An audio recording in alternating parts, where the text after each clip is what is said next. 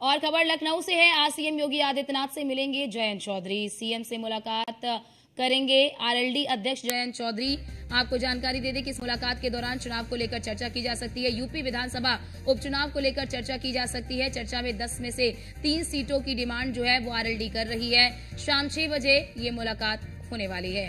तो ये बड़ी खबर आपको बता दें कि मुख्यमंत्री योगी आदित्यनाथ से आरएलडी प्रमुख जयंत चौधरी मुलाकात करेंगे। विधानसभा उपचुनाव को लेकर ये चर्चा बताई जा रही है कि 10 सीटों पर उपचुनाव होने वाले हैं और इन 10 सीटों में से 3 सीटों की जो डिमांड है वो आरएलडी की ओर से किया जा रहा है। अब ऐसे में देखना यही होगा कि क्या आरएलडी जो 3 सीटों की मांग कर रही है, क्या आरएलडी की मांग पूरी होती है या फिर नहीं। यहाँ पर बड़ी बात ये देखिए कि जब लोकसभा का चुनाव हो रहा था तो आरएलडी को जब एनडीए के साथ लाया गया तो एक उम्मीद थी कि पश्चिमी उत्तर प्रदेश में बीजेपी जो है वो बेहतर करेगी, लेकिन उस प्रकार का उम्मीदों भरा जो परिणाम है वो पश्चिमी उत्तर प्रदेश में भी बीजेपी को नहीं मिला। अब ऐसे में हालांकि ये जरूर रहा कि जो 2 सीटें आरएलडी को दी गई थी उन 2 सीटों को आरएलडी जीतने में कामयाब रही। अब ऐसे में आज ये जो महत्वपूर्ण बैठक होने वाली है, इस बैठक में देखना यही होगा कि आरएलडी की ओर से जो 3 सीटें मांगी जा रही है, क्या आरएलडी को वो 3 सीटें दी जाती हैं या फिर नहीं, ये देखना महत्वपूर्ण होगा। क्योंकि उत्तर प्रदेश की 10 सीटें हैं जहां पर विधानसभा का उपचुनाव होने वाला है और इस उपचुनाव को लेकर बीजेपी लगातार तैयारी कर रही है और अब सहयोगी दल भी एक्टिव हो गए हैं और इसी सिलसिले में आरएलडी प्रमुख जयंत चौधरी आज मुख्यमंत्री योगी आदित्यनाथ से मुलाकात कर सकते हैं और मुलाकात करेंगे और यूपी विधानसभा उपचुनाव को लेकर चर्चा बताई जा रही है। 10 में से 3 सीटों पर 3 सीटों की डिमांड जो है वो आरएलडी की ओर से की जा रही है। अब देखना यही होगा कि क्या जिन 3 सीटों की डिमांड आरएलडी की ओर से की जा रही है क्या वो सीटें आरएलडी को मिलती हैं या फिर नहीं, ये फिलहाल देखने वाली बात होगी। तो ये बड़ी खबर, सीएम से मुलाकात करेंगे आरएलडी प्रमुख जयंत चौधरी। और हमारे साथ हमारे संवाददाता अश्विनी लगातार हमारे साथ बने हुए हैं। अश्विनी, ये मुलाकात काफी ज्यादा महत्वपूर्ण मानी जा रही है। किन 3 सीटों की डिमांड आरएलडी की ओर से की जा रही है और क्या लगता है कि क्या बीजेपी ये डिमांड मांग लेगी? बिल्कुल, आज आरएलडी प्रमुख जयंत चौधरी की मुख्यमंत्री योगी से मुलाकात होगी। कहीं न कहीं मुलाकात जो है उपचुनाव से जुड़ी देखी जा रही है। उत्तर प्रदेश में 10 सीटें खाली हुई, विधानसभा सीटें खाली हुई, जिस पर चुनाव होना है, निश्चित तौर पर उसी को लेकर के चर्चा हो सकती है। हालांकि जानकारी आ रही है कि समाज जो आरएलडी है वो 3 सीटें मांग रही है, लेकिन ये बहुत नामुमकिन दिख रहा है क्योंकि भारतीय जनता पार्टी किसी भी मूड में किसी सहयोगी को एक भी सीट देने के मूड में नहीं दिखाई दे रही, चाहे वो समाज आरएलडी हो, चाहे निषाद पार्टी हो या फिर समाज पार्टी हो, जहाँ अपना दल हो। भारतीय जनता पार्टी खुद इस बार पूरी सभी सीटों पर लड़ना चाह रही है। कहीं ना कहीं इसको लेकर के मंथन भारतीय जनता पार्टी चल रहा है। हालांकि बैठक के बाद क्या कुछ होता है ये देखना होगा। इस पर यही उम्मीद है कि कौन सीटों का जो है की मांग आरएलडी कर रही है। हालांकि 3 सीटों की जिक्र जरूर हो रहा है कि 3 सीटें मांग रही है पश्चिमी उत्तर प्रदेश के आसपास की क्षेत्र। तो निश्चित तौर पर देखना होगा कि आज की बैठक में क्या कुछ निकल के आता है। जी बिल्कुल। और देखिए अश्विनी, क्या ऐसा लग रहा है कि इस डिमांड को ना मानने के पीछे बीजेपी की क्या वजह हो सकती है और अगर डिमांड मान लेती है बीजेपी तो क्या वजह हो सकती है? बिल्कुल, अगर बात करें ना मानने की तो इसकी बड़ी वजह है अभी हाल ही में लोकसभा चुनाव हुए। लोकसभा चुनाव में सहयोगी दल बड़ी पार्टी, कई पार्टियां सहयोग में थी भारतीय जनता पार्टी की, लेकिन किसी को फायदा कुछ नहीं हुआ। चाहे पूर्वांचल में की बात करें निषाद पार्टी हो या फिर भाजपा हो या फिर अपना दल हो या पश्चिम में आरएलडी हो, सभी इसके सहयोग का कोई फायदा नहीं मिला, काफी नुकसान हुआ।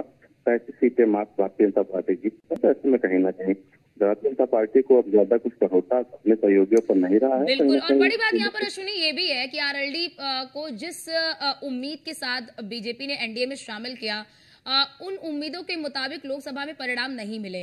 और बड़ी बात यहाँ पर बीते दिनों भी आपने देखा होगा किस प्रकार से जब उत्तर प्रदेश में कावड़ को लेकर एक महत्वपूर्ण फैसला लिया गया था, नाम को लेकर कि सभी को अपना नाम लिखना होगा, तो उस फैसले का विरोध करते हुए भी नजर आए थे आरएलडी प्रमुख जयंत चौधरी।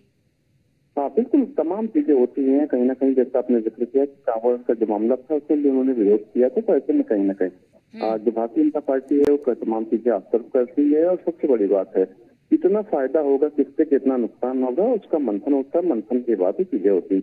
निश्चित तौर पर फिलहाल इससे जो नजर आ रही है ये है कि किसी भी सहयोग कोई भी सीट नहीं जा रही है। भारतीय जनता पार्टी एक भी सीट देने वाली नहीं, लेकिन हालांकि परिस्थितियां चुनावी राजनीति की अलग होती है। आगे हो सकता संभावना है कि 1 सीट मिल सकती है, 2 भी सीट मिल सकती है, लेकिन 3 सीटें बहुत ही मुश्किल नामुमकिन माना जा रहा है।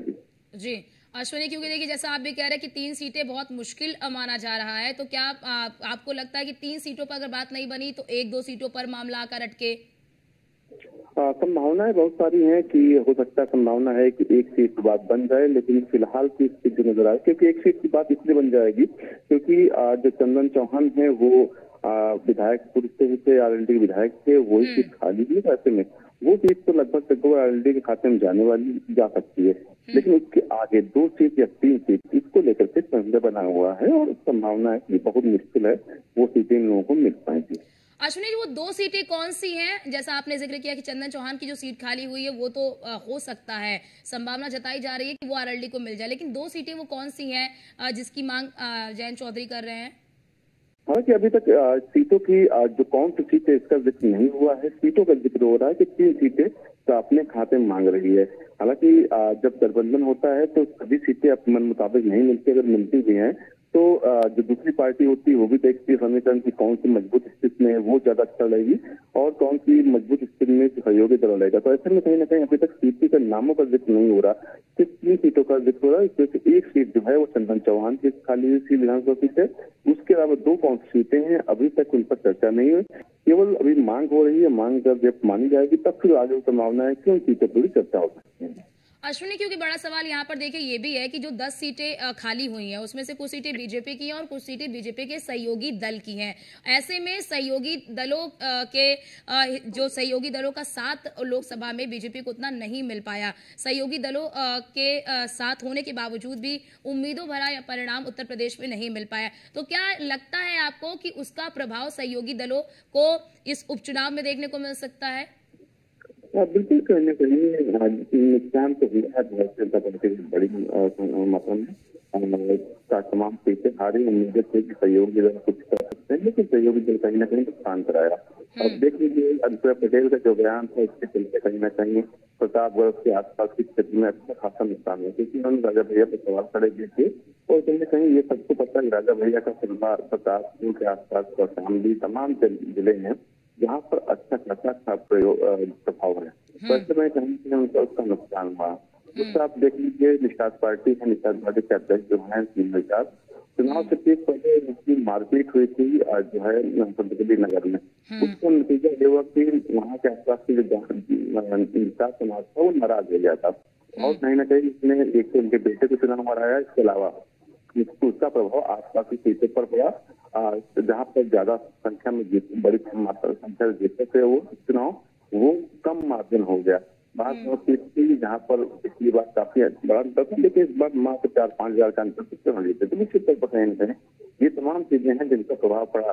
भाजपा का देखा गया किस तरीके से जो भाजपा के अध्यक्ष हैं राजभर वो बयानबाजी कर रहे थे, उसका भी असर पड़ा, निगेटिव असर पड़ा और नुकसान हुआ। कहीं ना कहीं ये आकलन जरूर भारतीय जनता पार्टी कर रही कि किस पार्टी से कितना। बिल्कुल अश्विनी, अब देखना ये होगा कि नेगोशिएशन में क्या कुछ तय होता है। बहुत शुक्रिया आपका हमारे साथ जुड़ने के लिए और तमाम जानकारी साझा करने के लिए।